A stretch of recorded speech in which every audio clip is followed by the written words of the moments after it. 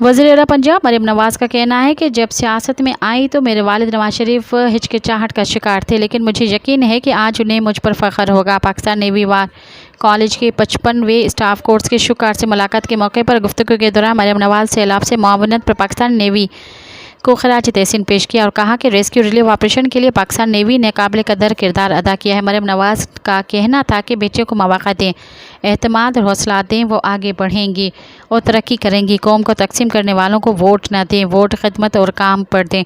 उनका कहना था कि पंजाब को ख़वातीन के लिए महफूज तर बनाना चाहते हैं। बहैसियत वज़ीर आला माजी की रिवायत की नफ़ी की, ख़ुद को साबित करने के लिए भाइयों से ज़्यादा काम करना पड़ा। मरियम नवाज़ का कहना था कि वालिद नवाज शरीफ मेरी सियासत में आने पर हिचकिचाहट का शिकार थे, लेकिन मैंने आहिस्ता आहिस्ता सियासी अमूर को समझना शुरू किया। आज यकीन है वालिद मुझ पर फ़ख्र महसूस करते होंगे। सब्सक्राइब कयो अवामी न्यूज़ HD के ताज़ा तरीन ख़बरुन ला ॾिसंदा रहो अवामी न्यूज़ HD।